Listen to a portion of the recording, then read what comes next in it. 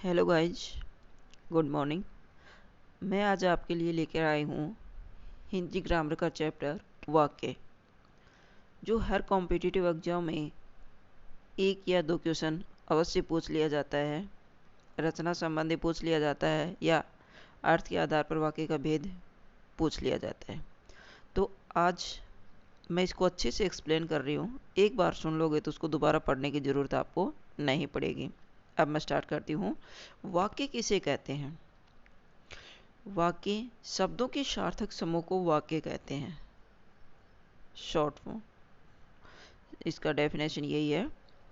Next है, ऐसा सार्थक शब्द समूह जो व्यवस्थित हो और उसका आशय पूरा प्रकट होता हो, उसे वाक्य कहते हैं। वाक्य किसे कहते हैं? ऐसा सार्थक शब्द समूह जो व्यवस्थित हो तथा पूरा आशय प्रकट करता हो, उसे वाक्य कहते हैं। या शॉर्ट डेफिनेशन इसकी है, शब्दों के सार्थक समूह को वाक्य कहते हैं। जैसे मोहन खाना खा रहा है, वाक्य का अर्थ निकलना चाहिए, सार्थक होना चाहिए। नेक्स्ट है, जैसे रवि सो गया। नेक्स्ट है, वाक्य के अंग। वाक्य के कितने अंग होते हैं? वाक्य के दो अंग होते हैं, उद्देश्य और विधेय। वाक्य में कर्ता जिसके विषय में कुछ कर्ता के वाक्य में जिसके विषय में कुछ कहा जाए वह उस वाक्य का उद्देश्य है। यानी उद्देश्य होता है कर्ता, करने वाला। वाक्य में कर्ता के बारे में जो कुछ कहा जाए, जिसके विषय में कुछ कहा जाए, उद्देश्य होता है। जैसे मोहन चला गया, इस वाक्य में मोहन क्या है? उद्देश्य है। चला गया विधेय है। नेक्स्ट है, विधेय किसे कहते हैं? उद्देश्य के विषय में जो कुछ कहा जाए उसे विधेय कहते हैं। जैसे मोहन चला गया, तो चला गया क्या है? विधेय है। जिसके विषय में कुछ कहा जाए उद्देश्य कहलाता है, और उद्देश्य के विषय में जो कुछ कहा जाए विधेय कहलाता है। मोहन चला गया, मोहन उद्देश्य है और चला गया इस वाक्य में विधेय है। नेक्स्ट है, संरचना के आधार पर वाक्य के कितने भेद होते हैं? संरचना के आधार पर वाक्य के तीन भेद होते हैं, सरल वाक्य, संयुक्त वाक्य और मिश्र वाक्य। सरल वाक्य में एक ही वाक्य होता है, एक ही क्रिया होता है, इसे सरल वाक्य कहा जाता है। साधारण वाक्य को ही सरल वाक्य कहा जाता है। सरल वाक्य में एक ही क्रिया होती है और एक ही वाक्य होता है, उसमें उपवाक्य नहीं होता। जैसे मुझे कल दिल्ली जाना है, तो जाना है इसमें एक ही क्रिया है, मुझे कल दिल्ली जाना है। साधारण वाक्य को ही सरल वाक्य कहा जाता है। इसमें एक ही क्रिया होती है और वाक्य बिल्कुल साधारण होता है, इसमें उपवाक्य नहीं होता। नेक्स्ट है संयुक्त वाक्य।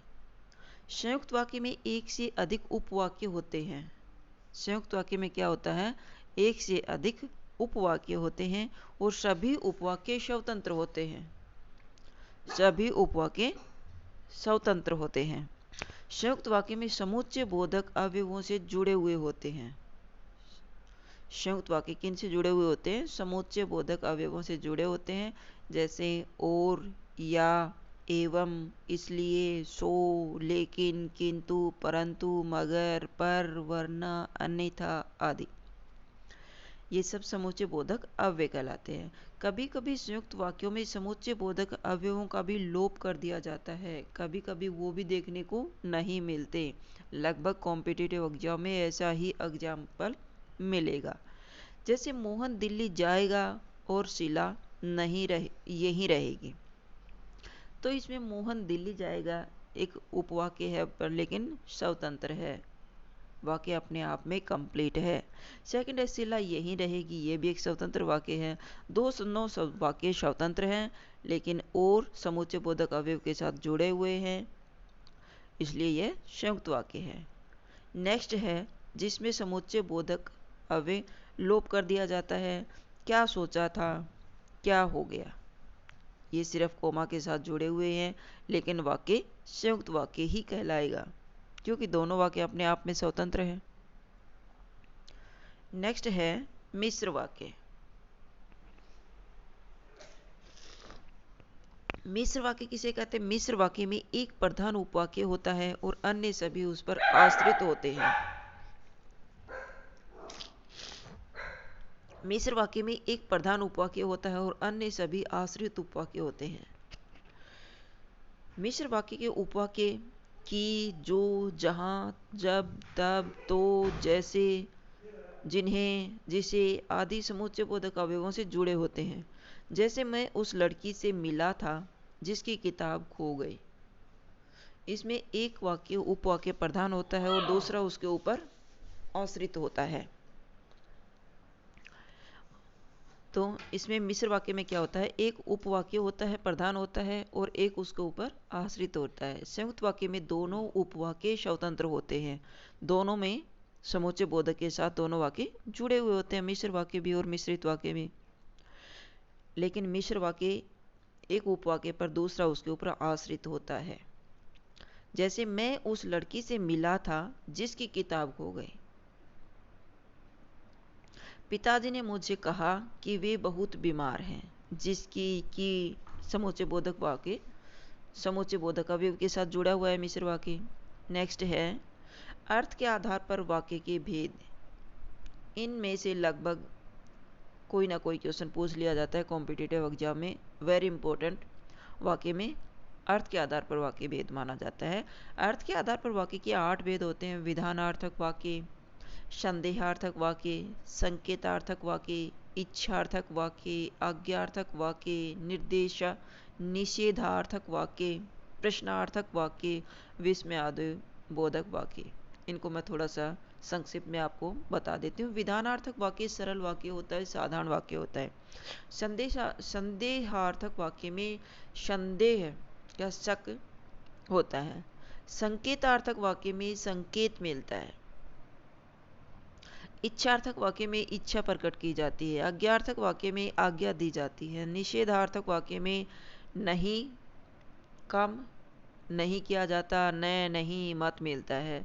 प्रश्नवाचक वाक्य में प्रश्न पूछा जाता है और क्वेश्चन मार्क चिन्ह मिलता है। विस्मय आदि बोधक में हे, अरे का प्रयोग किया जाता है और साथ में विस्मय आदि बोधक चिन्ह भी मिलता है। अब इसका थोड़ा सा एक्सप्लेन करती हूँ ताकि आपको अच्छे से समझ में आ जाए। विधानार्थक वाक्य वह वाक्य जिसमें क्रिया का होना पाया जाए या कार्य का होना पाया जाए उसे विधानार्थक वाक्य कहते हैं। यानी वाक्य बिल्कुल सरल होता है, एक ही क्रिया होती है। जैसे राम चलता है, बिल्कुल साधारण वाक्य है, तो सरल वाक्य साधारण वाक्य को विधानार्थक वाक्य कहा जाता है। नेक्स्ट है संदेहार्थक वाक्य। संदेह के भाव का बोध कराने वाले वाक्य संदेहार्थक वाक्य कहलाते हैं। जैसे शायद कोई आ रहा है, शायद आज बारिश हो जाए, तो इसमें शायद शक होता है, संदेह रहता है जिस कार्य को होने में, तो वहां संदेहार्थक वाक्य होता है। नेक्स्ट है संकेतार्थक वाक्य। जहां शर्त के भाव का बोध कराने वाले वाक्य संकेतार्थक वाक्य कहलाता है। इसमें शर्त रखी गई हो, यदि तुम पढ़ते तो पास हो जाते, यदि बारिश अच्छी होती तो फसल अच्छी होती। तो इसमें यदि तो के साथ वाक्य जुड़ा होता है और शर्त रखी जाती है कि ये काम होता तो ये काम हो जाता। नेक्स्ट है इच्छार्थक वाक्य। इच्छार्थक वाक्य में इच्छा का भाव का बोध होता है। इच्छार्थक वाक्य में इच्छा के भाव का बोध कराने वाले वाक्य इच्छार्थक वाक्य कहलाते हैं। जैसे मेरी इच्छा है कि मेरा चयन प्रशासनिक सेवा में हो जाए। मेरी इच्छा है कि तुम अच्छे अंक लेकर पास हो जाओ। मेरी इच्छा है कि तुम पढ़कर एक अफसर बनो। तो इसमें इच्छा प्रकट की जाती है। नेक्स्ट है आज्ञार्थक वाक्य। आज्ञार्थक वाक्य में आज्ञा दी जाती है, आदेश दिया जाता है। जैसे आज्ञा आदेश के भाव का बोध कराने वाले वाक्यों को आज्ञार्थक वाक्य कहते हैं। जैसे दरवाजा बंद कर दो, एक गिलास पानी पिलाओ, वह पुस्तक उठाकर लाओ। जिसमें आज्ञा दी जाती है या फिर आदेश दिया जाता है वह आज्ञार्थक वाक्य, उसे आज्ञार्थक वाक्य कहते हैं। नेक्स्ट है निषेधार्थक वाक्य में जिस वाक्य में काम नहीं किया जाता, ने, नहीं, मत का प्रयोग किया जाता है, वो निषेधार्थक वाक्य कहलाता है। निषेधार्थक वाक्य में निषेध या मना करने के भाव का बोध कराने वाले वाक्य निषेधार्थक वाक्य कहलाते हैं। जैसे मोहन घर पर नहीं है, आज बारिश नहीं होगी, सोहन दिल्ली से आज नहीं आएगा आदि, ये निषेधार्थक वाक्य कहलाते हैं। नेक्स्ट है प्रश्नवाचक वाक्य। प्रश्नवाचक वाक्य में प्रश्न पूछा जाता है। प्रश्न पूछे जाने के भाव का बोध कराने वाले वाक्य प्रश्नार्थक वाक्य कहलाते हैं। जैसे आप कहाँ जा रहे हो, आप कब आओगे, क्या खा रहे हो, मोहन क्या कर रहे हो, जिसमें प्रश्न पूछा जाता है। जहाँ क्वेश्चन मार्क चिन्ह मिलेगा वहाँ प्रश्नार्थक वाक्य होता है। नेक्स्ट एंड लास्ट है विस्मयादि बोधक वाक्य। जहाँ आश्चर्य का बोध होता है, आश्चर्य के भाव का बोध कराने वाले वाक्य विस्मयादि बोधक वाक्य कहलाते हैं।